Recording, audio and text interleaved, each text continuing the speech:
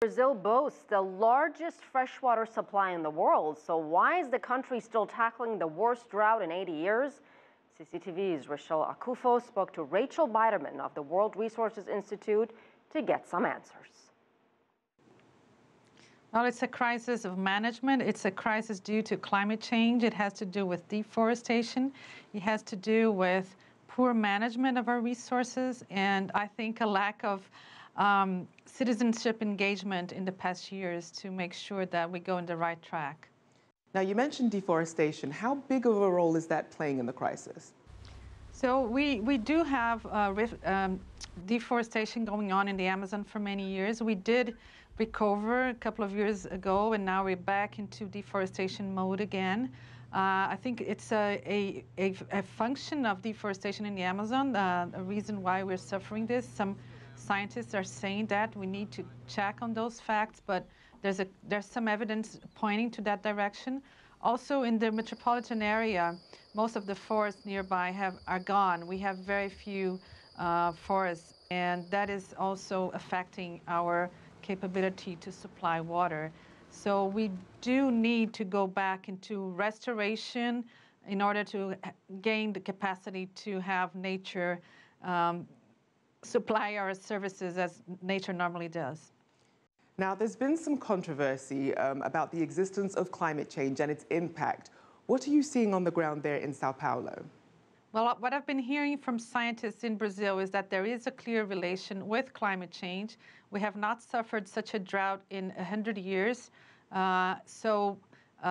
have been suffering some extreme weather events in the whole country. And this one, as extreme as it is being seen as an effect of climate change, of global climate change. We are suffering in the Amazon some alternating droughts or flooding situations in the last decade. In the Northeast, we see the dry lands getting even drier. The climate is getting even drier. We suffer with extreme floodings in the Rio de Janeiro region. So this is another extreme event that is being associated with climate change by many, many scientists in the country. Is the problem limited to Sao Paulo? What are you seeing in other regions in Brazil? In the whole state of Sao Paulo and the neighboring areas, also Rio de Janeiro, Minas Gerais are neighboring states that are suffering drought. In Northeast also we have a drought that is increasing year by year. So it's a very big crisis for our region right now. We don't have a crisis plan. We don't have any contingency plan. So that is a bit scary for us down here. And what's the energy situation like right now in Sao Paulo? We haven't been suffering cuts yet. Although Brazil has a highly dependent matrix on, we have a matrix based on energy, on water, but we do have our thermal plants running with oil and gas. So that is, supply of energy has not been affected. But we will have problems probably in the midterm because if the water is not supplied back, we will have shortages probably. And what do you think can be done in the short term and the long term to help alleviate some of these issues? We need to basically fight the losses we have. We have huge losses due to badly managed infrastructure. We need to retrofit that infrastructure, basically the channels, the tubes underground.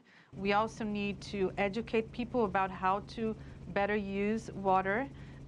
We do have to restore capability of nature to supply water. Basically, watersheds need to have forests back or native vegetation back. So some efforts are being done in that direction, but not enough.